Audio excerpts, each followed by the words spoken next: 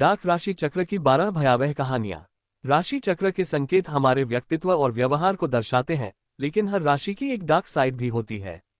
ये छाया पक्ष हमारी छिपी हुई कमजोरियों, भय और विनाशकारी प्रवृत्तियों को उजागर करता है। आइए जानें 12 डाक राशि चक्र की भयावह कहानियां। मेष, एरीज द टायरेंट या युद्ध का अभिशाप। एक प्राचीन योद्धा जो हर युद्ध में विजय प्राप्त करता था, लेकिन उसकी आक्रामकता ने उसे अकेला कर दिया। अंत में वह अपने ही क्रोध में जलकर राख बन गया, क्योंकि वह खुद से युद्ध कर रहा था। वृषभ, टॉरस द फॉलन डेमन या लालच का अंत।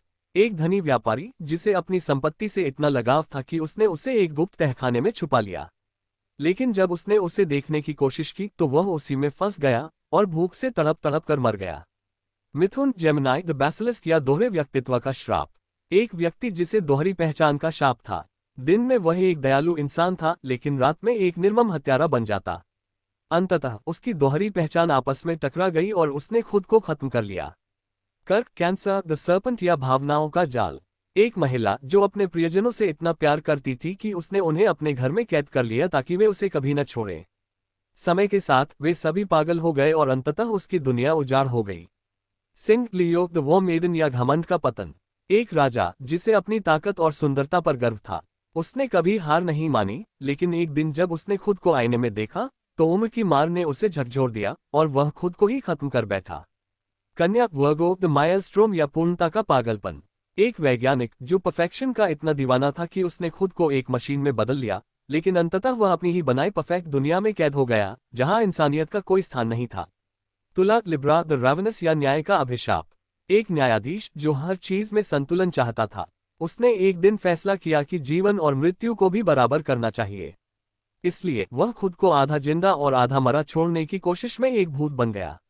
वृश्चिक, स्कॉर्पियो द पॉइजन डार्ट या बदले की आग।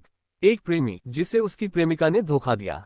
उसने बदला लेने के लिए उसकी आत्मा को अपने पास बुलाने की कोशिश की, लेकिन गलती से उसने खुद को शापित कर लिया और वह सदियों तक भटकता रहा। धनु, सैजिटेरियस द टेम्पेस्ट या अंतहीन यात्रा।